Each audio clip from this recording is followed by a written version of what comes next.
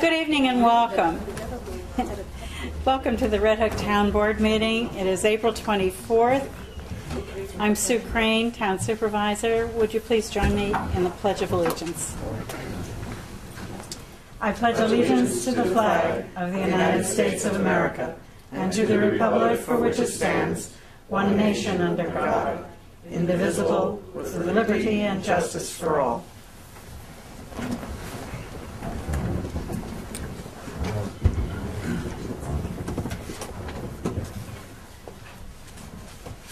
Thank you all for coming. We have some very quick business to do, and then we'll move on to a public hearing, which is scheduled for 8 o'clock. I think we have very brief announcements. Does anyone want to start to my right? Do you have announcements? Harry, I have one. Okay, good. And it's for a fun day. Northland Farm, the Brzezinski family, on May 4th from 11 to 2, will have a Daylily Day at Northwind Farm. They're going to, they want to conscript as many people as possible to separate the daylilies that are in front of Northwind Farm and take them out in clumps and spread them as far down Curly Corner Road as they can. Farmer Brzezinski has a mission to line Curly Corner Road with these daylilies from one end to the other eventually.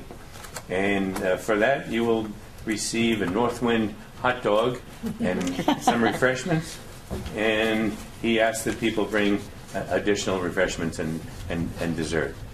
It sounds like it'll be a lot of fun. And he says we'll have a guided nature walk at 1. And you're asked to bring shovels and safety vests. I don't know how deep you have to dig with bulbs. Anybody? No, I think not hard. Not hard, no. Not hard at all. Sometimes throw them right on top of the ground. No, seriously. Is that it? That's it. Okay. Thank you. Sue, do you have any announcements? No, nothing tonight. Okay. Thank you. Brenda, do you have any announcements? I don't know. Jim? I do not, Sue. Welcome back, Jim. Thank You're welcome. And I'm going to pass on announcements. Is there any public comment before we start? If not, we'll move right into welcoming Weston and Sampson, since you are here. And it will be our pleasure to talk with you. Rich Messer and Aaron Peffick, thank you for coming. Great. You can, I understand you're going to give us a discussion about the You town. have a handout, so it's a little bit of a distance to see our board, so we'll give you Thank you. a copy of what we have right over Thank here. you. Mm-hmm. I think the idea here is to sure. Let's just give an overview. I'm sure you're familiar with a lot of what's been going on.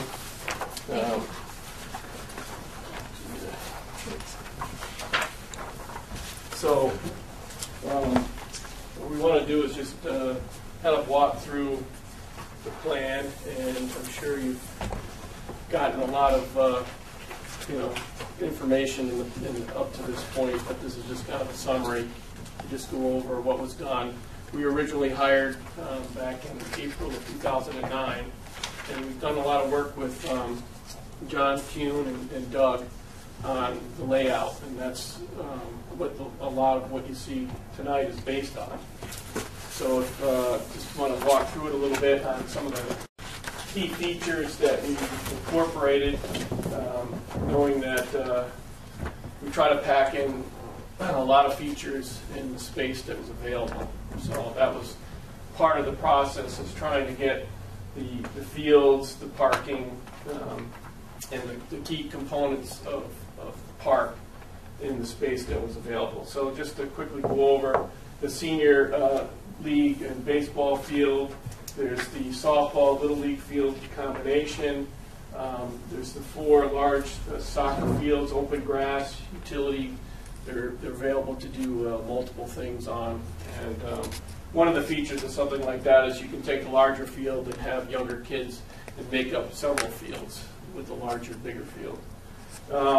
We also have the 40 by 90 pavilion and playground areas, which is right in here, adjacent to pavilion. Quite a bit of walking trails, which we'll show briefly on another plan where we try to grade that in so that they're fairly level in most locations. We have obviously the new entry area, and one of those features in the entry area is we have a separate access road all the way to the back where the turnaround is for buses with the parking off to the side, and new sidewalk, landscape buffering for neighbors, and a small future maintenance building down inside the site so that lawnmowers and some other equipment can be kept in an area that's easily accessible without having to bring it in from the roadway. So those are the key features. The next sheet that you have on your handout is just a quick overview of the wetlands that were part of the site, labeled A, B, and C. B and C are being maintained. A is over here, which is going to be displaced with the fields, and there's going to be some compensatory wetlands for that as part of the overall project. Then going on to the C2, which is the concept plan, which is similar to the one that is drawn up there and colored in, but this plan features the utilities, and the key components of the utilities is the water line. There's an existing 8-inch water line out on the street. We're proposing bringing in a 6-inch line as well as electrical underground, so there's conduit shown with electrical both going to the pavilion. We're working with John. There's going to be some what I call farmers hydrants in the fields. He's going to be telling us where he'd want those. So we'll be coming off of the 6-inch to put in smaller diameter piping, probably 2-inch HDP leading to these hydrants that just the hand pump kind of lifting the handle, and you hook up garden hoses too, so that you can do watering of the fields or wetting down the infields and that kind of thing. So, but that final locations we're waiting to get that feedback, and we'll add that to the plan.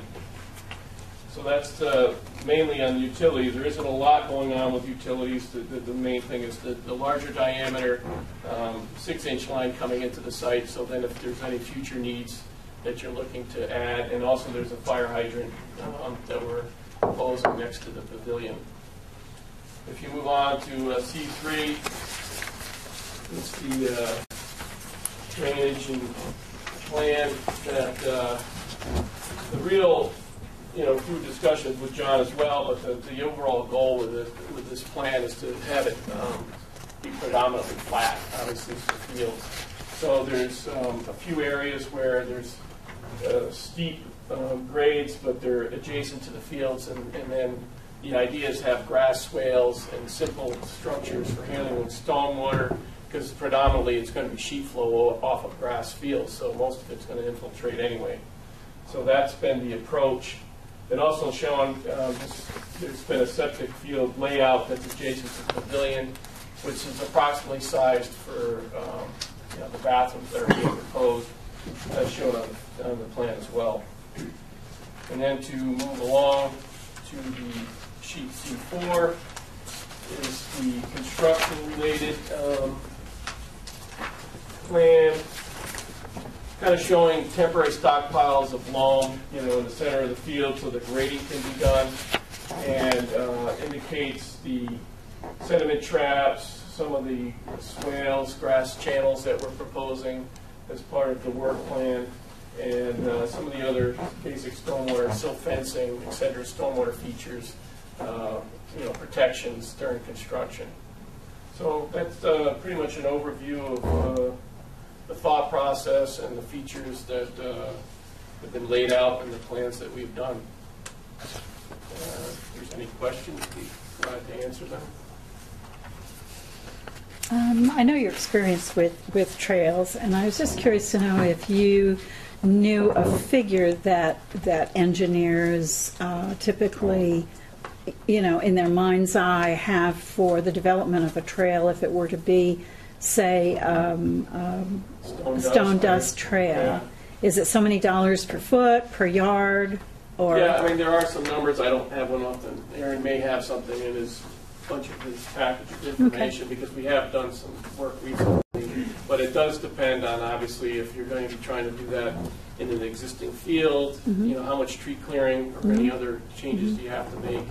And also if the area is flat. I mean, obviously, Sure. if you've got some steeper terrain, you have to deal with the, But we're talking pretty much about flat trails here, right? yeah. Yeah. I mean, So, remember what the- do you have any idea in Lady terms of foot. dollars per yard or dollars per foot? I'm just curious. It's something we can forward to John, Okay. and then he can kind of fill you Okay. in. I don't have it off the top of my head. That's fine. One of the other I questions thought it that was just something that would probably be there. comes up with that is, how wide do you want it? Yeah. I mean, that's been always a discussion. You know, 8 feet, 6 feet, and, you know, what kind of traffic are you expecting? Okay. Typically, we like to Okay, have it a well, little bit wider.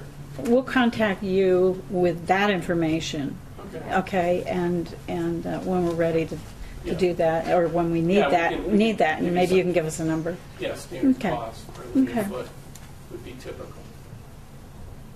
Okay, and the water line. Did you have an estimated cost for that water line from the other side of the street under the road, or no? Well, typically, you're in the $100 per linear foot range, typically, for a water line. Okay, It can vary. I mean, there isn't a lot of issues except crossing the road, which, again, is not that big of an added cost, because repaving and, you know, it's typical patching that would be done. okay, So somewhere at about $100 per linear foot. okay. Good to know. We're doing probably with about 300 feet there. Yeah, I don't know the total distance. Do you have the total distance? Something in that order. Yeah.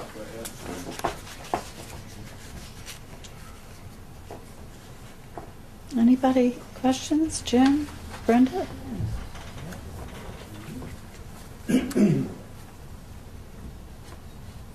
Yeah, it's a great project, and there's a lot of features and a lot of athletic fields, and we get a lot of use.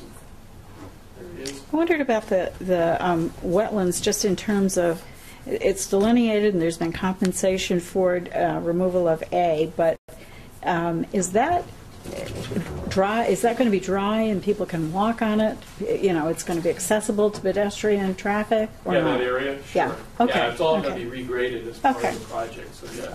You're talking about the A area. not I'm the talking C area. about the B and C area. Oh, B and C area, No. No. those are going to be They'll be maintained. natural. Okay, Those will not be touched. right, okay, so how do we keep kids out of them and the tadpoles that are in them?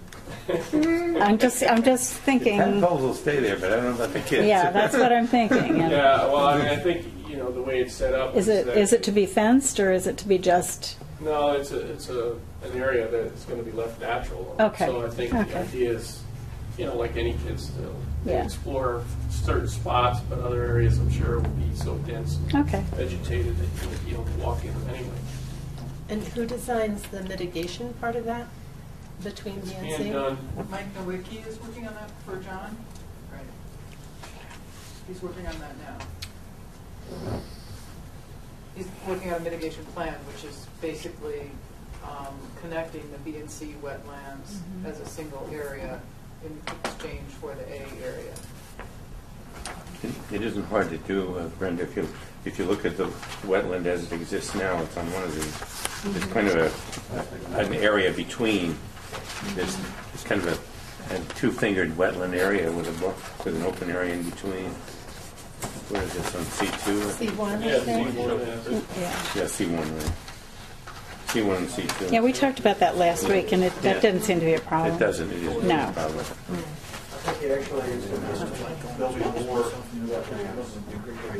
Than we have now. You know. Great. So the entrance then is directly, almost directly across from the food bed. Right. Yes.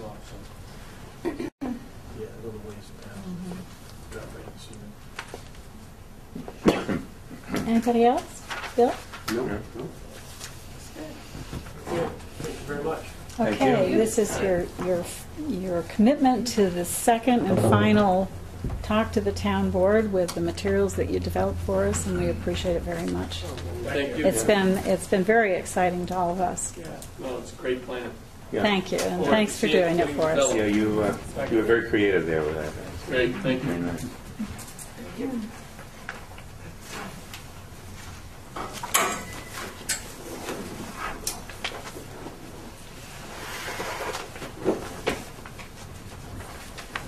Okay. So we have 15 minutes before the town board public hearing. So I think we have time to take care of item number 1A and B. If you would turn to tab 1 in your folder, you'll see there's a resolution to transfer the lot on Aspinwall Road from the Water District to the town of Red Hook. And I believe this is pretty straightforward. We talked about it last time. The Water District shall be transferred, Water District parcel shall be transferred to the town of Red Hook for its public purposes. 2, the town shall assume full responsibility for periodic and emergency maintenance of the access road, that is, Tower Road or Twin Tower Road, to the Water District's water tower located off Kelly Road. And 3, the officers, employees, and agents of the town are hereby authorized and directed for and in the name of and behalf of the town to do all acts and things that may be necessary or in the opinion of the officer, employee, or agent acting desirable and proper to effect the purposes of the foregoing resolution. And, excuse me, Sue, this is the subject of the public hearing that you scheduled for tonight? Yes, yes.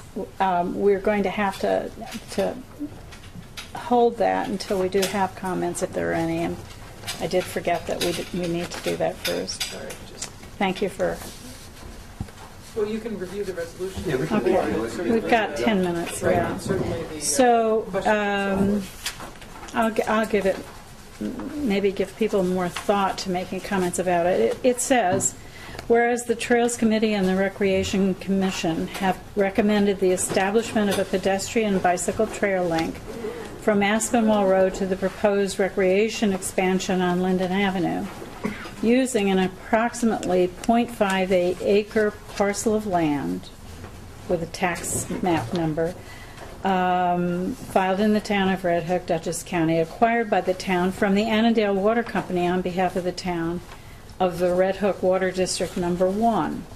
And whereas the Water District parcel is a vacant parcel, which the Water Board has determined is unneeded for purposes of the Water District, and whereas based on the wetland delineation and the septic system setback requirements of the Dutchess County Board of Health, New York State Department of Health 75-A, the Water District parcel is not buildable, and the Water Board has proposed the conveyance of the parcel to the town for consideration described herein. Whereas the town board held a public hearing, that would be tonight, after due notice, and to hear all interested parties on that conveyance, and the town has determined under State Environmental Quality Review Act that the proposed project is an unlisted action which will not have an adverse impact on the environment, and has exempted itself from the requirements of the town zoning law. So that was done at our last meeting. So that's in essence what the public hearing will be about. And I guess are we loath to open it before 8 o'clock? We should do some other business between now and then.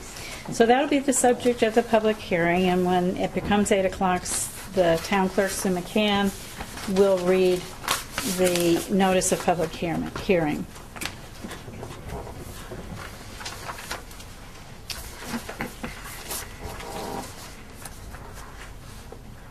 Okay.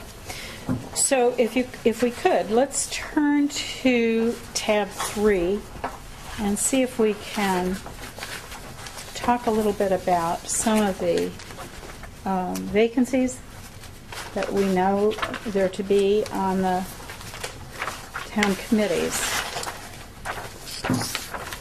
Sue McCann has provided us with an updated town appointments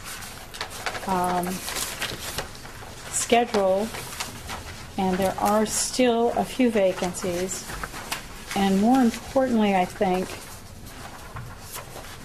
we have a full board tonight, which seems like it was a long time coming. And I'm hoping that we can address the most important thing first, which is a vacancy on the Zoning Board of Appeals, and actually two vacancies, a vacancy in the alternate position and a vacancy in a full-time position, and a reappointment of one of the Zoning Board of Appeals. And that's the very last page. It has been for many, many years a 7-member board. We have had it be a 7-year appointment. The alternates are appointed every 2 years. We are fortunate to have as part-time secretary Jackie Fenaroli, which, by the way, has fulfilled her 6-month transitional appointment, and she has been fully appointed as a town employee as of last week. And she has accepted, better yet. She's very, very good, and she's lovely to work with. So I would like to entertain conversation about the Zoning Board of Appeals. Jim, would you like to lead off? Well, being the liaison, and I was on the Zoning Board of Appeals in the 80s before I was on the town board, and I feel that it's very important to maintain a 7-member board, which is what was recommended at the time that we started zoning and what was a state requirement back in 1972. And then for some reason, a lot of times they went to 5 years later, but you're always allowed to keep 7. And I personally feel that 7 is, the more the merrier. Actually, it should be more, in my opinion, for the simple reason that the Zoning Board of Appeals is our one board that actually has the authority for spot zoning. Any other zoning changes would ever require the elected officials on the town board and public hearing and so on. The Zoning Board of Appeals, with a simple public hearing with neighbors that are involved, neighboring the property that's under discussion at the time, can actually make changes in our zoning law. And that's why I think, the more people you have with with different thoughts and with different respect as far as that, there's a much better for the decision-making process. You need a quorum to make any decision. Having 5 members, I feel that it would, with my experience watching the boards and attending meetings, it would be more difficult to even get a quorum, because then you'd need at least 3. With 7, you need at least 4 for a quorum, except for items if you would vote against what the county might recommend, then you would need a supermajority, which would be a majority plus 1. So I feel it's very important to maintain the 7-member board, just because of the responsibility placed on them by law. Now, as far as the candidate, Colby Sieverding, has been an alternate for, I forget how many years, a number of years now, and she's been very active in that, attends just about all the meetings and has been very attentive and brought herself up to speed and very familiar with our zoning law and so on. So, I certainly feel, in my opinion, it's very important to maintain our 7-member Zoning Board of Appeals and also to fill the vacancy, as well as reappointing Jim Hegstetter, who was on the board and his term had expired. And he has also expressed interest in, staying on the board for another term. With those 2 appointments, it would stay, we would keep it a full 7-member board now. Yes. Right? Brenda, comments?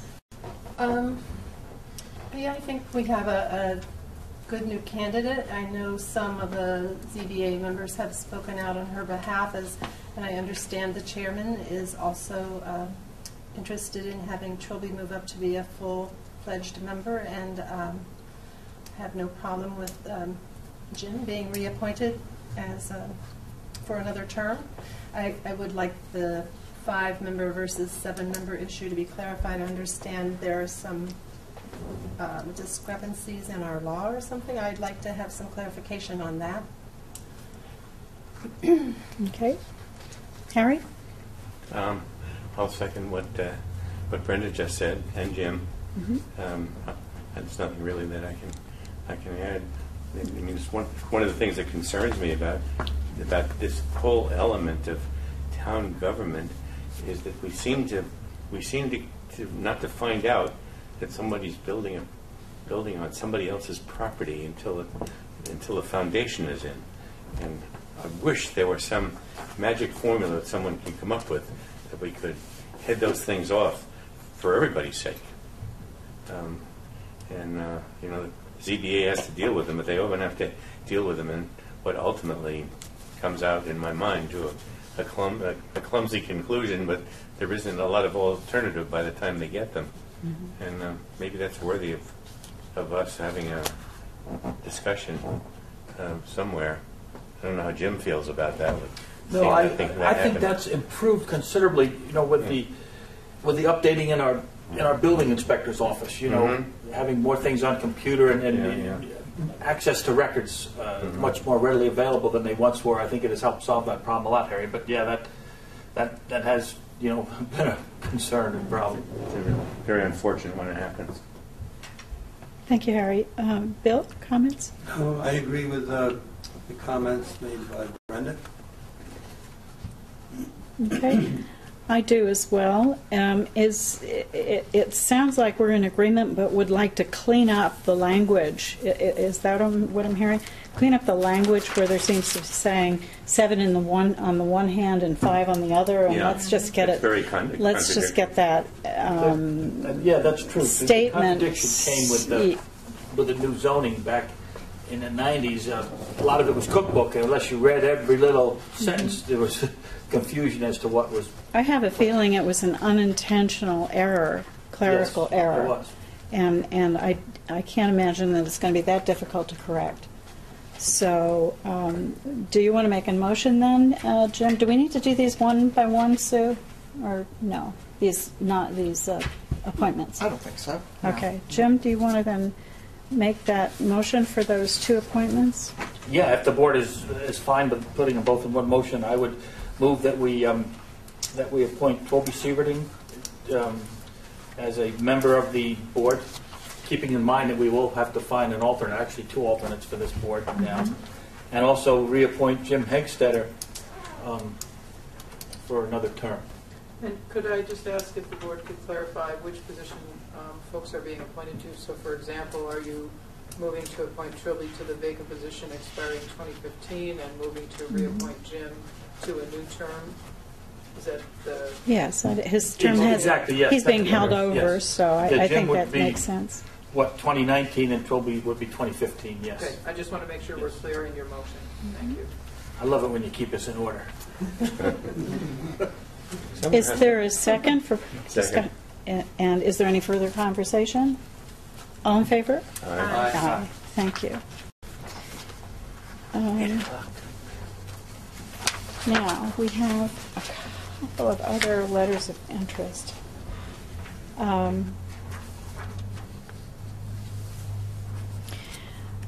Trilby Sieverding, just so you know, there was a letter from the chair of St. Margaret's that Trilby be appointed to St. Margaret's committee.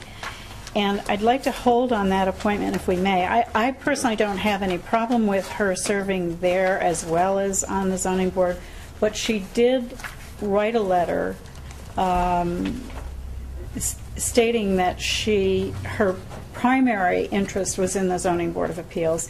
And because we have all felt that one person should not be involved in several different arenas if we can find others, I think we should hold that for the moment and see if the St. Margaret's Committee can find additional membership, because I know the Zoning Board of Appeals is where Trilby wants to serve.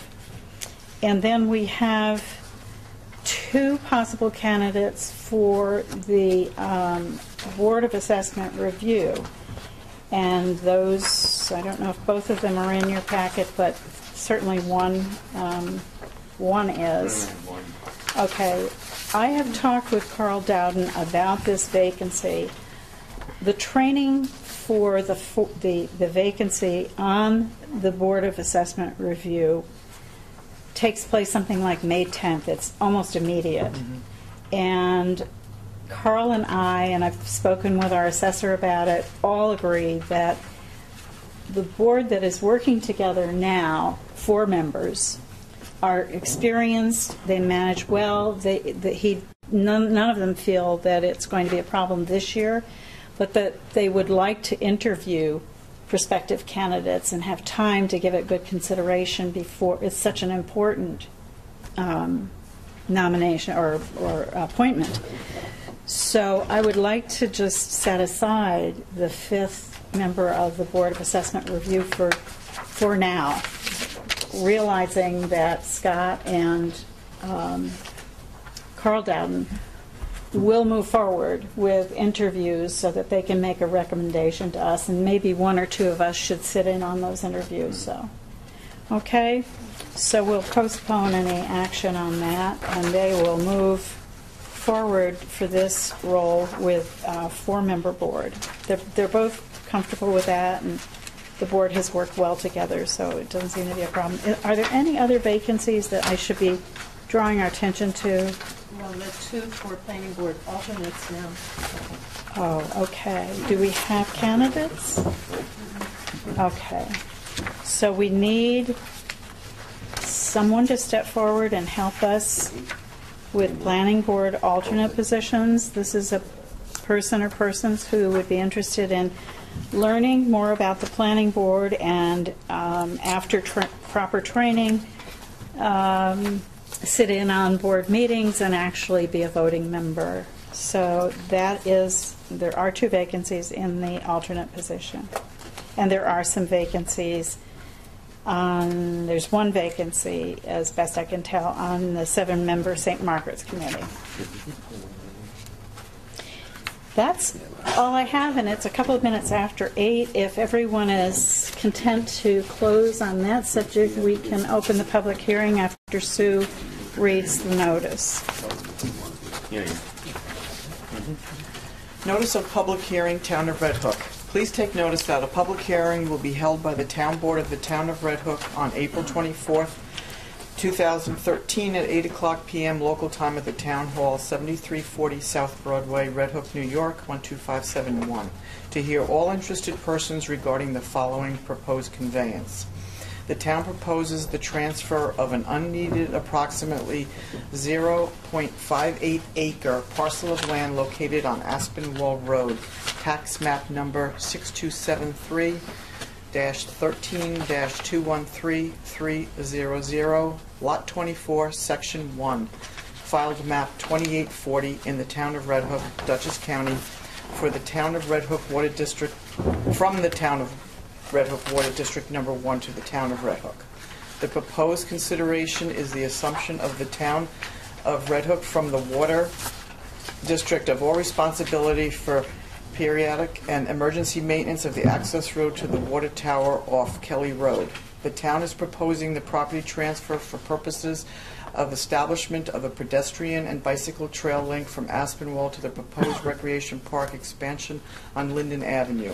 The town board has determined under the State Environmental Quality Review Act that the proposed project is an unlisted action which will not have an adverse impact on the environment and has exempted itself from the requirements of the town zoning law. All interested persons will be given an opportunity to be heard in person or by directing comments in writing to the town board, 7340 South Broadway, Red Hook, New York, 12571. All reasonable accommodations will be made for persons with disabilities. In such a case, please notify the town clerk in advance at the above address or by phone 845-758-4606 so that arrangements can be made. By order of the town board of the town of Red Hook, dated April 9th, 2013, Sue McCann, town clerk, town of Red Hook, and this was published in the town's official newspapers. I have affidavits from the 2 newspapers. It was sent to the 2 villages, posted at the town hall, and posted on the town website. Thank you, Sue. With that, we'll open the public hearing for anyone who has comments regarding this proposed change. Does anyone have any comment? Teresa, anything? The only question I had, and I emailed Hank, I didn't realize he wouldn't be here tonight. We went.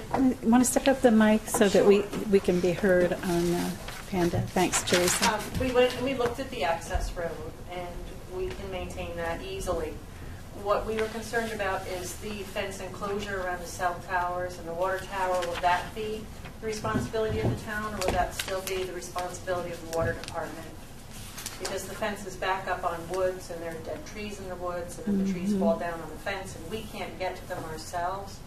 Who will be taking on that expense? Will it be the water department, or will it be the... So my understanding is we didn't include that fence in this discussion.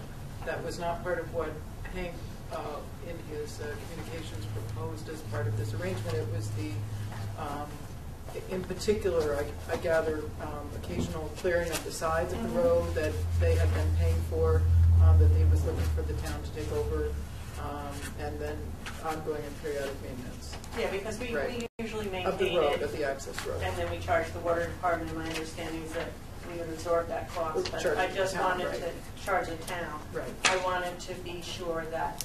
Right, we did not include the fence in that discussion. It's not in that's the MOU. the only question I had. Right. Okay? And you snowplow the road too, We plow it on occasion. We don't plow it regularly. as needed. As needed, yes. Yeah. Thank you, Teresa. Thanks for helping clarify that. Now that is both the fence around the water tower and the fence around the cell tower? Okay. We're going to have to look at that and find out, if that's a problem. Somebody's going to have to deal with trees. If trees come down on those fences, Yeah. we'll have to deal with it, I guess. The water from Okay. Small things are okay, big things are not. Right, It's a problem. right.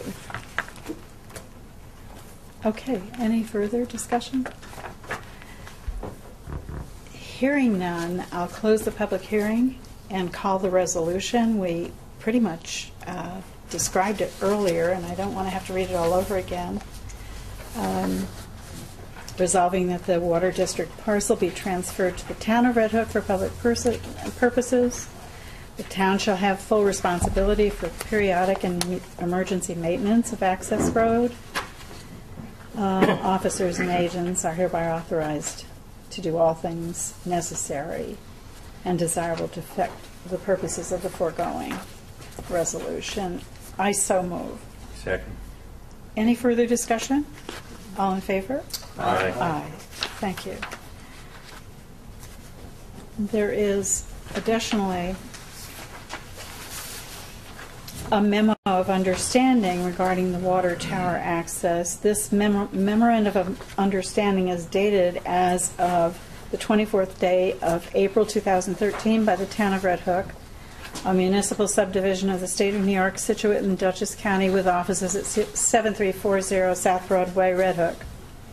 The town of Red Hook has approved the conveyance of an approximately 0.58 acre parcel of land, tax map 6273-13-213300, lot 24, section 1, filed map 2840 in the town of Red Hook, Dutchess County, entitled The Parcel, from the town of Red Hook Water District Number 1 to the town. The Water District has a private access road to the water tower located off Kelly Road, otherwise known as Tower Road or Twin Towers Drive.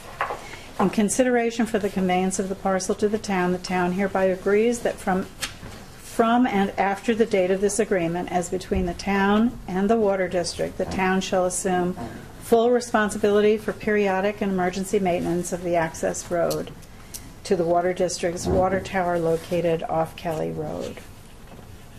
And we don't need a motion to it? Do we need a motion to accept that? This is essentially documentation that would implement the resolution, but if you'd like to approve the form of this by motion, that would be fine. Would someone like to Then you'll make a be signing motion? So moved. Second? Second. All in favor? Aye. Thank you. I'll give you that for Thank you. purposes of record. Okay, thank you all very much.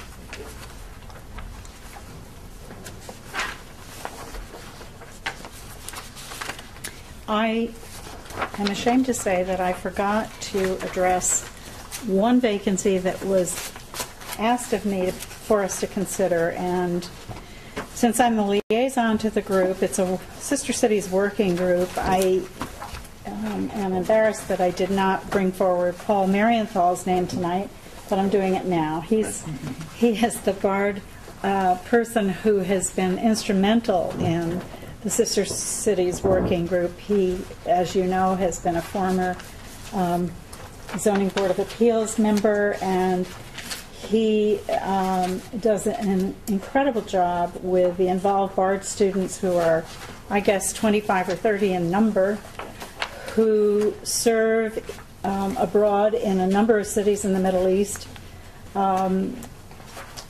building libraries, building playgrounds, helping towns with clearing and cleaning, and in general teaching children. And these students raise the funds on their own accord and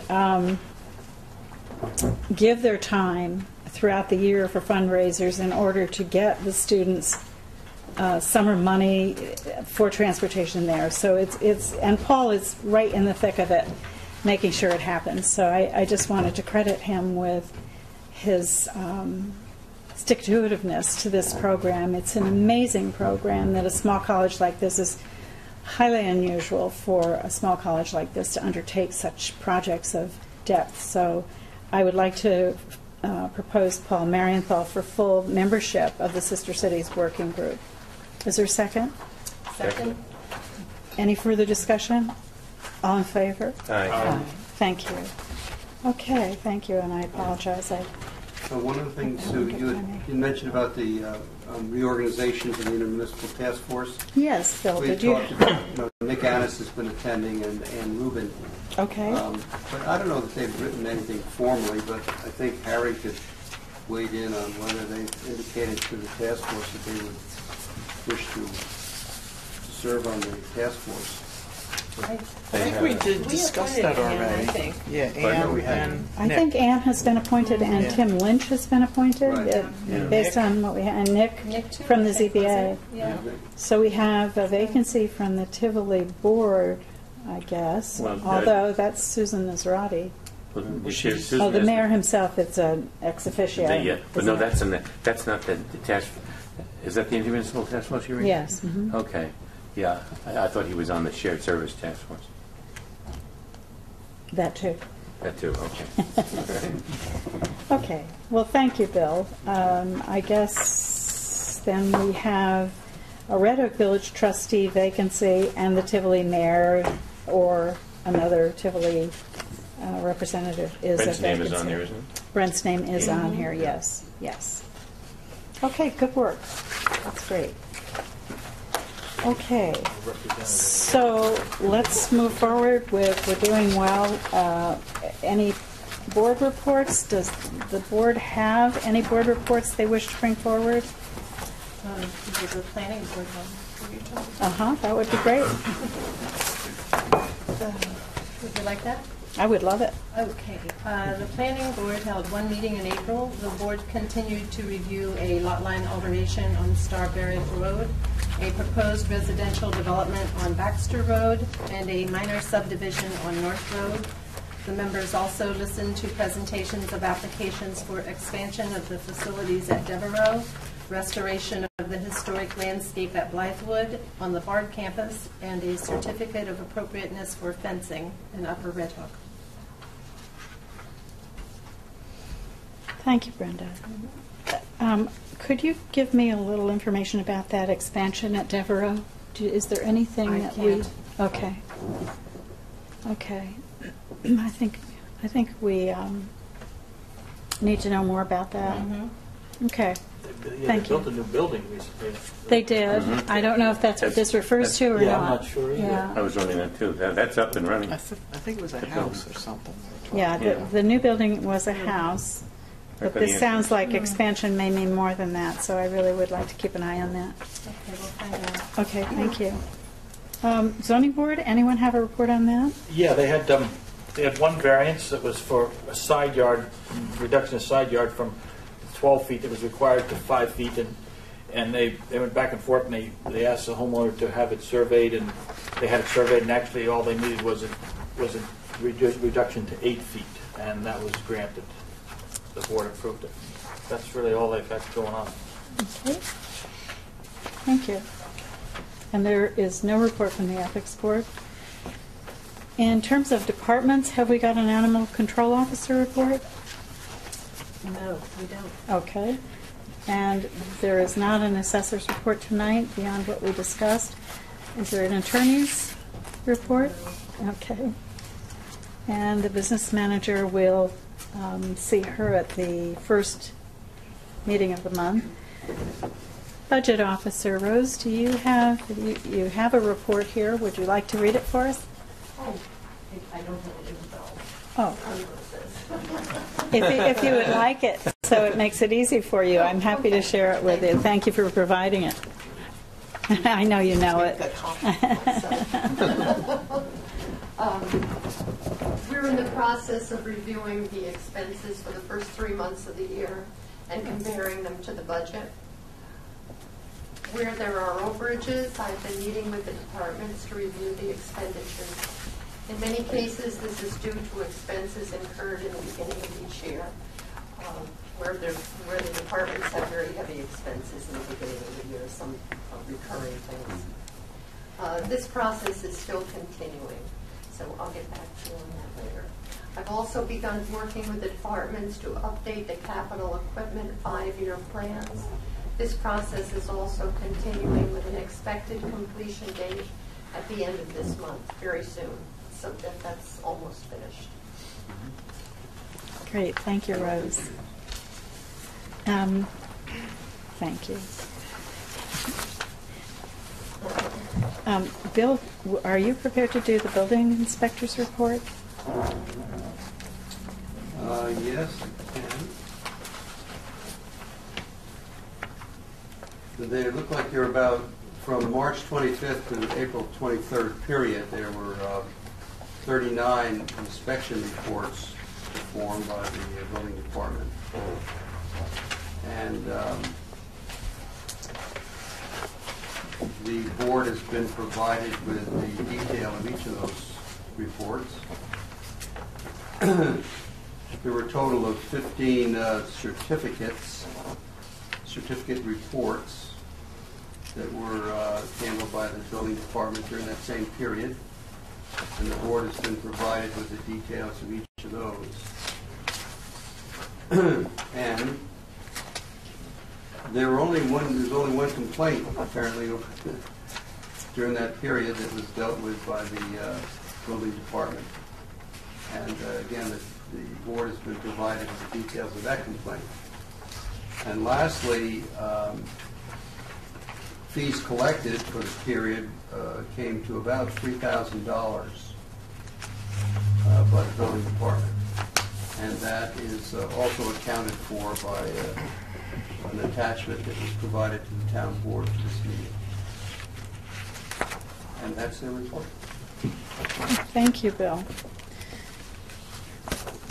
I checked with Steve before the meeting today to find out whether it looks like the town of Milan, where he also serves as building inspector, is going to join with the town of Hyde Park in a shared services application for the Municity program, which produces this document that we have. And he is certain that they would like to go with that program, and he is contacting the mayor of Tivoli to try to get support from the Tivoli board to also join in that application, so that he will have the Municity programs on both the town of Red Hook and the village of Tivoli. So I hope Tivoli will consider joining that application.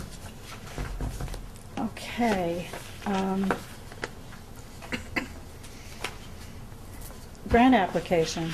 I guess now is as good a time as any to discuss that Dutchess County Shared Services Grant, which is coming due fairly soon. I think the due date is June 27th, so it doesn't give us a lot of time. We've all looked at multiple possible ways to maximize a shared service intent that will benefit us. And I've investigated a couple of thoughts that we had regarding large equipment that needs to be replaced, and I was discouraged from using that as our ask because they're looking for new programs, new relationships, new programs, new ideas, not something that is either replacement of equipment or ongoing activity that's going on anyway. So it forced us to look elsewhere. I had polled the various departments, asking for ideas from department heads, and we have a couple of people working on things. I wanted to say that I think the Trails Committee and some of us on the town board are very, very interested in building a collaboration for safety in biking and walking, and it has to be fleshed out. We aren't prepared tonight to discuss the extent of the application. We know that we will need engineering studies for such an undertaking, but we believe that there are several roads that are used on a daily, hourly basis by pedestrians and bikers that really need our attention for safety's sake. So we'll be talking more with you as we get some more information together. And I think an engineering study of both Route 199 as well as Linden Avenue would be well advised. And let's see whether that will appeal to the powers that be at the Dutchess County level who will be reviewing all these grants. So, and that's not to say that need be the only application we make. We can make as many as we wish. This isn't to cut off anybody else's interest, but it's one that I think we've talked about often enough, and I think we're likely to be considered seriously for an engineering study. And I really don't know that we have the money to do it otherwise. So that's where we are with that. Highway, Teresa. Nothing. You're going to be quiet. That's very wise. Spring has sprung, and there'll be plenty to do. There is a police report from Patrick. I don't think I have one from the Sheriff's Department, but I do have one from the Village of Red Hook. And it shows for the period of March 2013. This is for the entire month. The total incidents for reporting were 42, total arrests were 6, and total tickets issued were 26. It's hard to say sometimes. Mm-hmm. So that's the Red Hook partners in Red Hook Village. Purchasing, Harry, do you have that one? I do, from Ted Cudsey. It was an active month. I see him in here almost daily in this past month or so. He had issued purchase orders for almost $73,000, the largest one being for a truck for the highway department and pickup truck that does the small road plowing. We've been looking to purchase a rather large chipper to share with the town of Milan for some time. That chipper was going to cost $45,000 new, and serendipity came along, and we found a used chipper that was barely used for under $16,000, and we quickly bought it and are sharing it with Milan. So it saved both towns a substantial amount of money, and it was a great find. Thank you, Harry. And that's a huge hurrah to Teresa for being alert to that and for pushing forward with, look at what this opportunity is. She met with the Milan Highway Garage superintendent. They both agreed this would meet their needs. It's not very old, it's a couple of years old, and the savings is tremendous, and that's the kind of department response we're looking for. So thank you, Teresa, for that. It's a greatly appreciated. Okay, let's see what else we've got tonight before we are going to go into attorney-client executive committee. Committee reports. Unless there are, I'm sorry, I skipped past Jim, the Water District report. There is one, I'm sorry. Yes. I got this from Hank. The wells are holding their own. The normal amount of water pumped per day, per month is 80,000. We pumped 86,000 gallons in March. I guess we'll make it up because a couple of months before they used a lot less for some reason. Mm-hmm. But the filters are working fine. Everything's fine with that. They have some items planned. They plan on replacing some of the old main piping inside the pump house. They're going to put new lights in the pump house. They need a couple valves, Manor and Colonial, that is planned for this year. Clearing around the fences at the pump house and the tank. So that answers that question. The Water District is planning on clearing around the fences at the tank. And they have to put a new screen on the overflow pipe of the water tank. It's been done already. Water meters, the water meters and remote registers that they currently use are no longer available. We've talked about this for a few months now. But anyway, the new meters must be lead-free. The key is that most new meters no longer have the capability for a remote register. They all require some type of wireless remote. And so they have enough meters and registers for several months, but then Neptune makes a badge replacement, also requires remote wireless sensing. They're waiting for a decision by Dutchess County Water and Wastewater. Probably would make more sense to see which way the county's leaning before they do that. Mm-hmm. May, they're going to do full hydrant flushing scheduled for a full day on May 16th, so that's everybody that lives in the Water District should be aware. On May 16th, they're going to be flushing, so you might have some problems with dirty water for a period of time as they flush all the mains out. And that's about it. The current regional manager for VRI is going to be replaced by another fellow that works for VRI, and the transfer of the responsibility will take place in May. It's just different management in the company that we subcontract with. And that's about it. Thank you, Jim. Well, we were going to, in case you noticed that Hank was scheduled to give his annual report tonight, he is not able to do that tonight, so we'll reschedule that for a future meeting. Okay, let's hit the committee reports. Bill, Ag and Open Space? Well, the Ag and Open Space Committee met last night. What has been on their agenda is a referral to the town board on the issue of fencing. I think I've mentioned it before. And we had told the Ag and Open Space Committee they proposed language that they want to change the law on fencing. And then I think we had discussed with the board that we would refer to the ZRC again and let the ZRC take a look specifically at what Ag and Open Space is recommending. At their meeting last night, they actually passed a resolution, which I have. It's like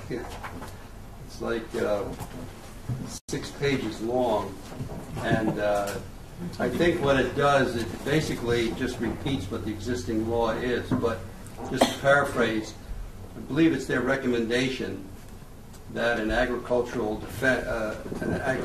fence be defined in our zoning, and an agricultural fence, the language proposed is it's an enclosing structure erected for the purpose of containing, excluding, or harboring animal or plant life. And that the next proposed zoning change would be that in any zoning district, all agricultural fences shall be exempt from any of the requirements of our zoning. So it looks like they've zeroed in on a couple of proposed issues. So my request, I guess, to the board is if you want me to refer that to the ZRC and ask them, and I'll attend, of course, and try to. Actually, some of the members of the Ag and Open Space have agreed to go to the ZRC and actually tell them why and what they have an interest in, that sort of thing. So remember, it was an issue a few years ago that we Yes. worked on. It didn't seem to go anywhere. And so Ag and Open Space is interested in not having a law on our books that's not enforced. I mean, they just feel that something should be done about it. Do they feel that the definition on our books is inadequate? Well, when they inquire, our building department did some research, and they learned from Albany that a fence is considered a structure. And if it's a structure under our zoning law, then it's got to be regulated. You know, there's certain rules that you have to follow for good and valid reasons. And when we had a public hearing, remember, there were some number of farmers came and spoke in terms of putting up little fences for their sheep or their little kids, and having to move that fence, that they shouldn't have to come to the town hall and pay a fee and get permission to change their fence. So I think the sense of it was that the law itself, as applied to farms in the town of Red Hook, is not necessarily applied, but it is on the books. That's what they want us to look at. Now, of course, some of the members of the Ag and Open Space Committee have themselves done some quote research, and contacted Albany. So we get a little bit of a different word from Albany as far as what constitutes an agricultural fence or not. So maybe that's something that the ZRC could take a look at. Yeah, what does Albany define it? Because I think a big problem a number of years ago when this discussion started and ended was we're all kind of in agreement that's the way it should be, except when you might come into the front yard in a farmhouse in an area or something like that. What is an agricultural fence? Can they put it right up to the road? Can it be an 8-foot-high stockade fence, or what can it be like in the front lawn of something like that? But what qualifies it there as an agricultural fence? I think that's where the kind of got left off a few years ago. I know, and I think that's them to define it to us what they wanted, basically. Right. Yeah. So I think we could look into that.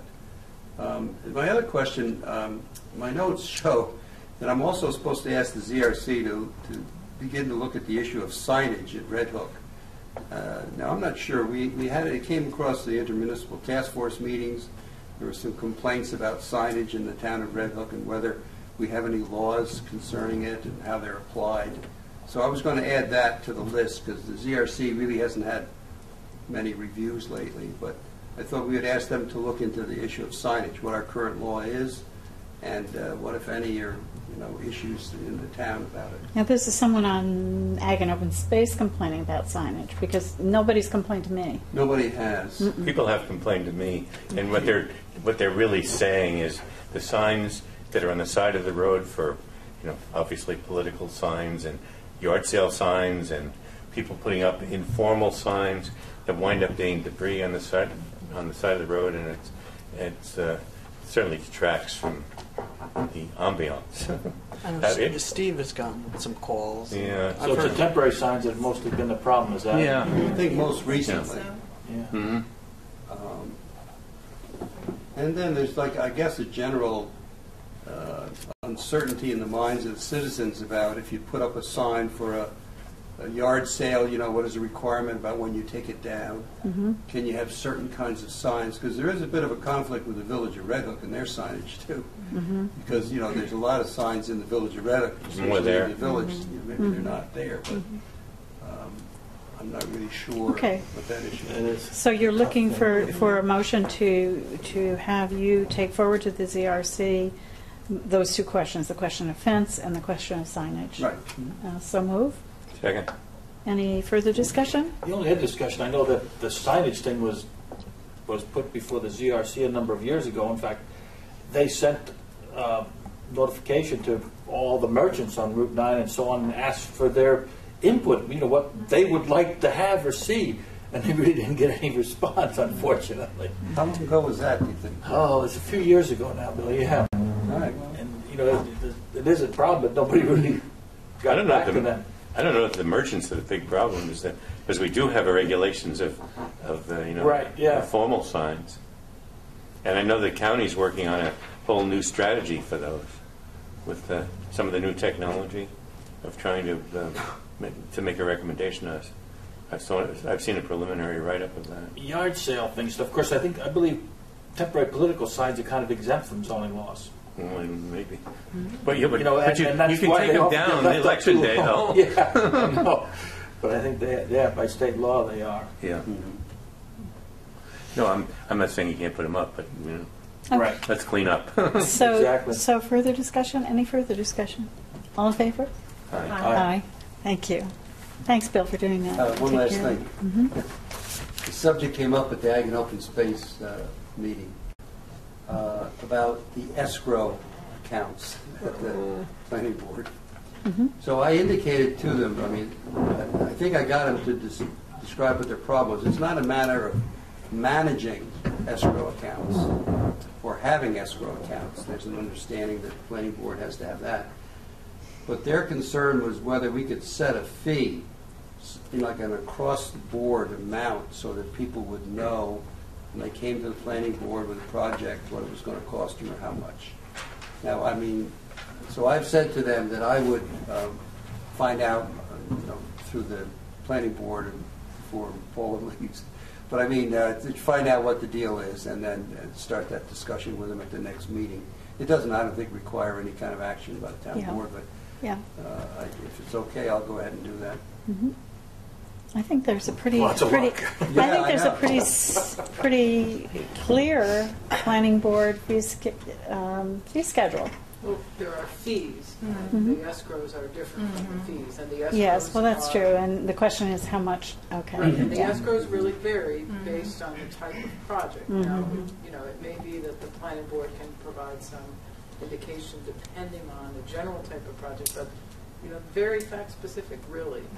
Because if you run into a project that involves even just a few lots, but you have a significant wetland issue on that particular lot, you may have, a need for an escrow application in that case. So, So there- but certainly it's a dialogue you can have with the planning board and talk Well, about that. I get a sense in the past couple of years that, we may be moving into another level, of our society, where years ago, it didn't cost so much to come to the town and do something about your home or your farm or your business. But today, it seems like it's costing more, whether we have to hire lawyers so that we don't get sued and it's costs us more at the other end, whether you need professional opinions and not just somebody's off-the-head, decision about a subject. But it just seems like, if it is true that it's becoming more expensive and more complicated, the running of town government, which I'm sure Madam Supervisor would know better than anybody, Sue, how complicated government is, that it's just a matter of, answering and bringing our citizens along to understand why we have these kind of things and try to, educate them about it. Seldom is a homeowner presented with it. Mostly it's has to do with commercial or subdivision. And then it's almost how far is up, you just don't know And how they're going to develop. And I've asked the planning board, if they've gotten complaints about it, and not so much. I mean, there's not any specific, I'm sure the supervisor would refer those to, but I mean, people just haven't complained yet about it. The response to that is, well, everybody's afraid to speak about it, or they just close up the tent and go home, and they don't follow through. So anyway, it's, somewhere in that stage is where we So are. are you saying that you think that we are losing opportunities for whatever construction might be out there that would be of benefit to the town because people are afraid it's going to be so costly it's not worth coming to Red Hook to do business? I don't know. I mean, I've never seen any evidence of that. I mean, you will hear some developers, use that kind of language as too complicated to even Right. do. But I think, most logical people suspect that, yes, they can still make money on their projects if they want to, despite some fees or some escrow accounts. Quite honestly, I think that Bill, your committee does a great job of meeting and being willing to meet with anyone who wishes to meet with you on a weekly basis to sort out what is it that they want to do. They have to tell us what they want Right. and tell us what their constraints are. And you and all the members of that committee have done a great job in listening and being open to negotiation if necessary and bringing it back to us. So, you know, I think the Red Hook Town Board has done a pretty good job of answering some of these requests. They might not like the answer, but we answer them, I think. Well, people always call, you know, Let's about, give them an idea of which way to go. about Yeah. transparency, you know, in government, but I mean, anybody can call the town hall at any time, Right. and you can get your issues referred to, you know, somebody will listen to you. Well, the costs are going up, but you know, it's a deeper problem. It's a society problem. People today are a lot less willing to just sit down at the table and argue it out and, you know, throw it on the table and work it out. They're more likely, and we have to protect ourselves, being the town, to say, to take us to court or whatever. So therefore, it is more costly to cross every T and dot every I. But that's just, Right. you know, I'm not saying that it's better, but that's the way society is. And I mean, obviously, we have to protect the town and do what we have to do. Yes, no. Okay, so I'll do that. Okay, thank you. Nancy, I'm not going to make you wait till trees, because you're here, and we thank you for coming and spending time with us. Nancy's the chief of trees, and the Arbor Day is coming up, so she's got a lot to talk about. CEO of the tree committee. That's right, CEO of trees. Okay. First, I'd like to announce that we did receive the Tree City Growth Award. That's a little different than the regular Tree City Award. It means we've raised the bar a little bit, and we've received the Tree City Growth Award the last 2 years. And I'm not going to read it, but I do love the last sentence. Again, we celebrate your commitment to the people and trees of the town of Red Hook, and thank you for helping to create a healthier planet for all of us. So I don't like that. And the other thing is that our Arbor Day celebration is coming up this Saturday, and we have a plethora of stuff that we are doing. We're just sort of adding the finishing touches. Last week, we selected the winning Arbor Day posters from grades K through 4. We had a lovely lunch at Eleanor Fryer's house, and then we judged the posters, and they were adorable and wonderful. It was very hard to do. And the winners will receive a book about trees, and then Eleanor also is doing 15 classes, first and third grade classes. Will visit the nature trail, and they go to the outdoor classroom, and she does a lesson on the importance of trees and tree biology. And I sat through it yesterday, and I took some pictures, and I was blown away by Wendy Dorian's first grade class. They were so wonderfully prepared. Oh, photosynthesis. and I'm like, wow. And they were wonderful. They were eager. Their little hands were flying up in the air. And I'd like to thank Eleanor Fryery, who has developed this program and spends 2 weeks at school doing this. So She's an incredible volunteer. yes, and she is. so good at it. She is. She's wonderful, and she'll be here on Arbor Day, running our little booth, and I just really want to thank her for all the work that she does. The festivities at Town Hall will include, the free tree transplants and seedlings. They're organized and prepared for distribution by Linda Keeling. We'll have our tree owner's manual. We'll have a raffle, the farmer's market with Northwind Farms and Migler Valley Farms, and Red Farm will do the hayride. And we're also very happy that the annual spring cleanup day, they're going to launch from here. So you can come and get your bags and your grabbers to clean up the roads in Red Hook. I'm really happy that they're joining us. It's kind of a great partnership.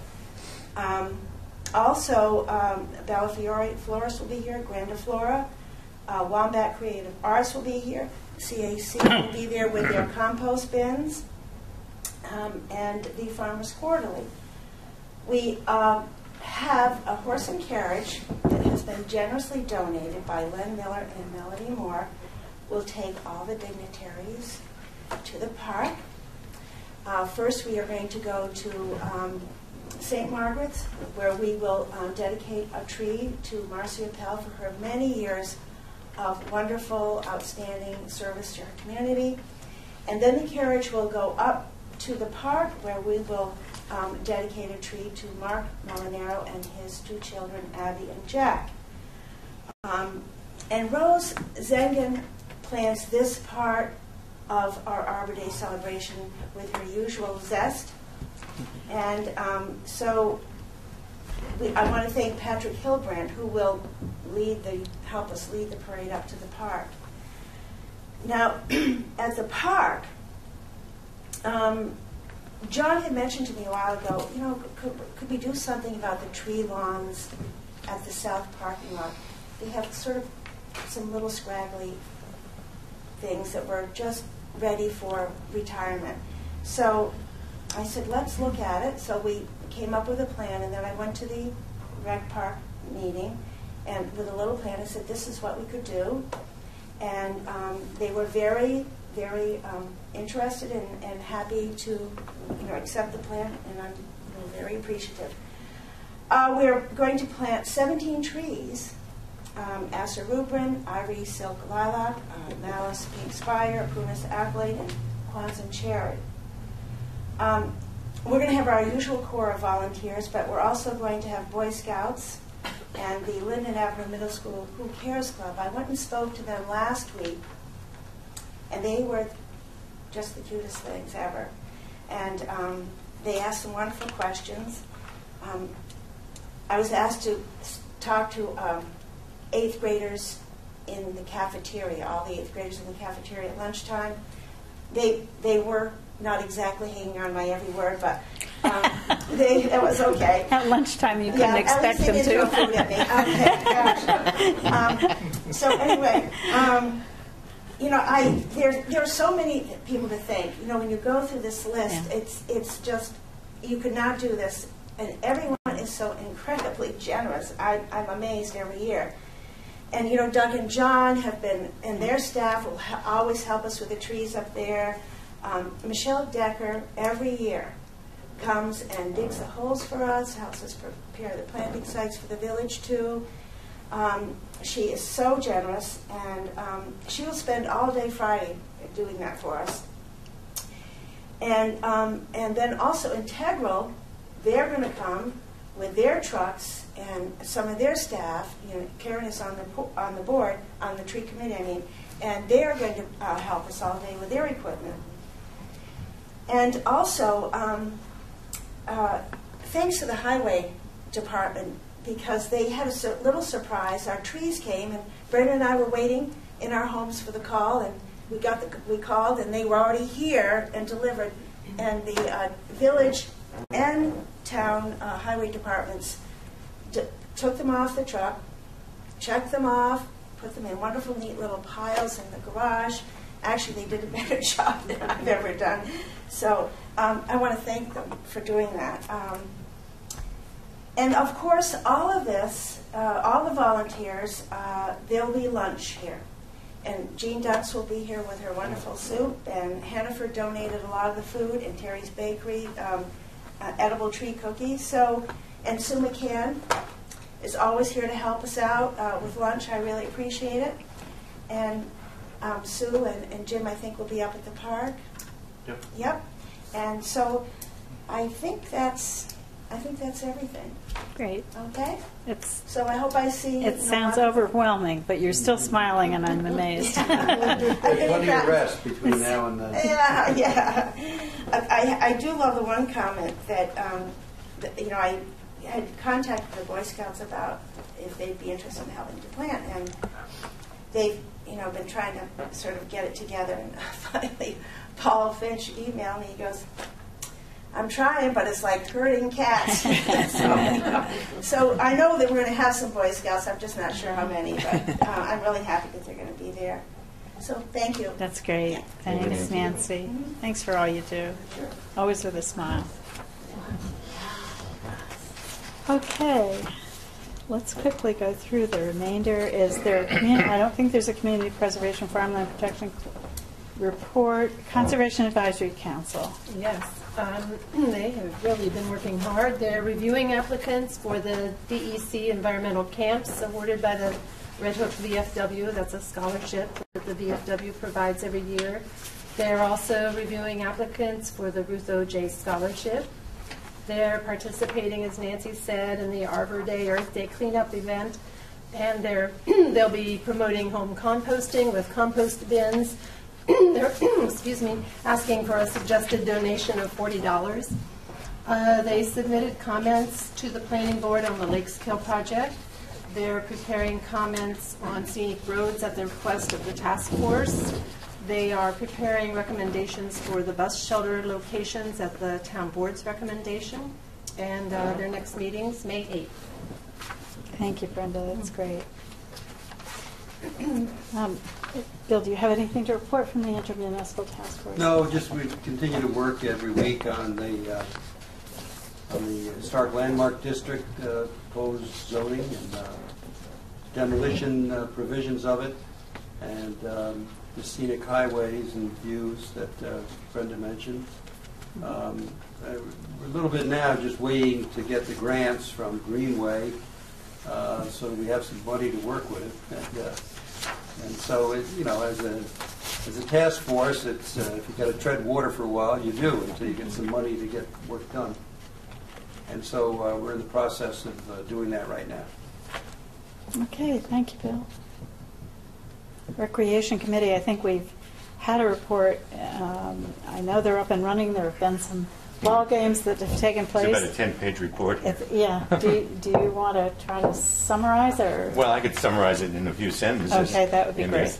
Because basically, there's been very busy over there for the last 6 weeks or so, getting ready for the summer season. John's been putting together his agenda for activities, for distribution, sign people up for various aspects of the park. The fields are in A1 condition now and being used. And the snack bar is, I think, about to be up and running if it's not already. But it's been a very busy spring with great progress. Great. That's great. Thank you, Harry. Is there a St. Margaret's report? If there is, Jim would give it. I don't see one in my folder, so I think not. Beyond what Nancy has referred to going on at St. Margaret's on Saturday. The planting of the tree in honor, or actually it's not a planting of a tree, it's a placing of a plaque of a tree that has been planted in Marcia Pell's honor. Senior Services Committee, Brenda, do you have anything on that? Yes, Andrew just requested that we announce the food collection or food drive on Tuesday, June 11th. Non-perishable breakfast and lunch items are needed to provide healthy meals during the summer months when school breakfast and lunch programs are not available.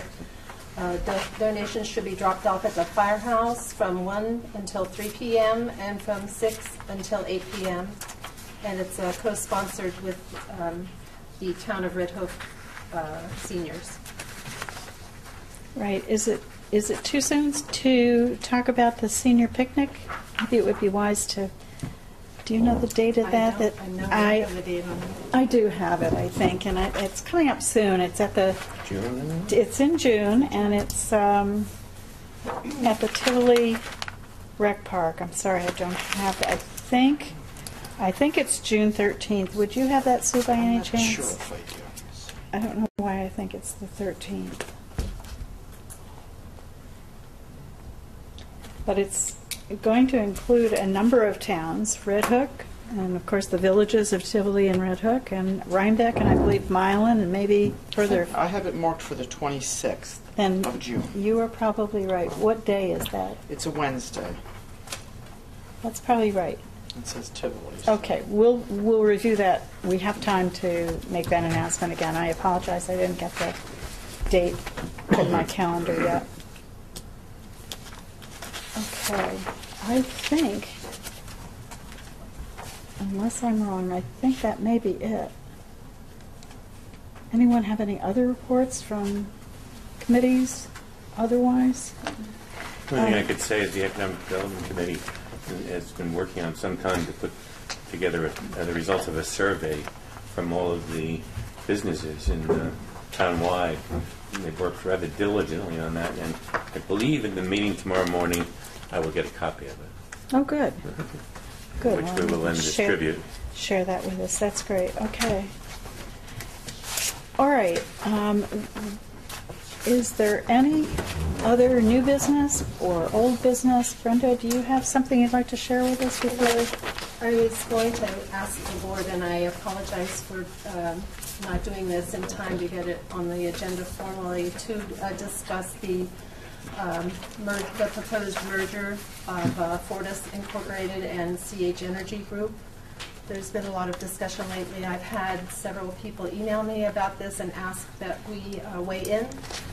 And our local representatives, County Legislator Ben Trout, State Senator Terry Gibson, and State Assemblyman Kevin Cahill have all written to the Public Service Commission to oppose this merger. So I wrote a letter. I don't know if how the other board members feel about this. Some of the points that have been made are there are some concerns about the community benefits fund that they're providing. I believe the PSC recommended about $80 million, and they came in at under 50.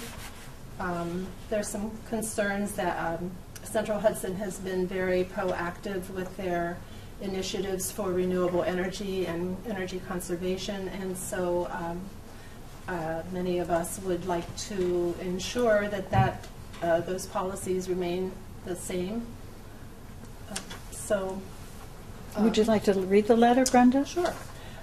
Dear Mr. Cohen, and he's the acting secretary of the Public Service Commission, we, the town board of the town of Red Hook, Dutchess County, urge the Public Service Commission to provide a public recommended decision on the proposed merger of Fortis Inc. and CH Energy Group.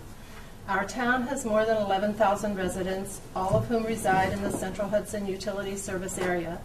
We believe that a closer look at the results of this merger is warranted. We understand that our local representatives, and I named them, have all written the PSC to oppose this merger. Red Hook has been very active for many years in renewable energy and energy conservation projects, working closely with Central Hudson on many occasions. We were chosen as the community to pilot their smart meter program. Central Hudson has worked with our 10% Challenge initiative to promote incentives for residential energy savings and renewable energy use. We have enjoyed working with a local utility that has been proactive in these areas, one that is closely aligned with our goals. By providing a more public recommended decision, our residents will have more information and more opportunities to provide comment on this important action that will affect our entire town. Very sincerely. Brenda, thank you for writing that letter. I'd kind of like to get any comments that board members have regarding the letter. I personally would be happy to sign that letter. Jim, do you have any comments? I think it's a very well-written letter. I mean, it's not saying don't, but let's just make sure we take a good look at it. I think it's very well-written. I'd have no problem, Good. Coming from our board. Harry? Yeah, I would agree that likewise that many people have come out and expressed concern. People who've really dug into this issue, and I think we should have the concerns have to be addressed in advance. So I would support that. And Bill? Yes, I think the wording is appropriate. It's not, in my opinion, that aggressive. And I'm a little hesitant about a town board weighing in on an issue like this, which between stockholders, I mean, you see a lot of stockholders who complain about the issue, and I think they're talking about money. I think this letter addresses the matter of maintaining the environmental, value of the former or the current Central Hudson, and so I think it's well written, and it conveys, I think what we would reasonably probably have responsibility on behalf of the community to address from the state. So I would agree with it. Thank you. Thank you all. I think it's a very measured letter that may be well received, especially since we've had such a good working relationship with Central Hudson and intend to keep it. Tape change. I'm Sarah Emboden, Colonial Drive, Red Hook, and I'm speaking as a member of the CEC.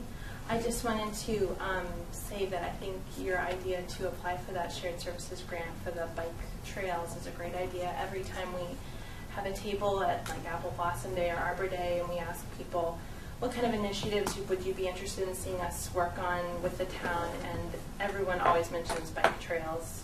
So I just wanted to applaud that. I think it's a great idea. Great. Thank you, Sarah. Anybody else? You don't have any comments? Okay. Okay. They're here for All school. right. All right. Probably got to make comments. In lieu of any further public comments, I think we can, I would like to make a motion that we go into attorney-client and executive session. A second. All in favor? Aye. Aye. Thank you. And thank you all for coming. Purpose.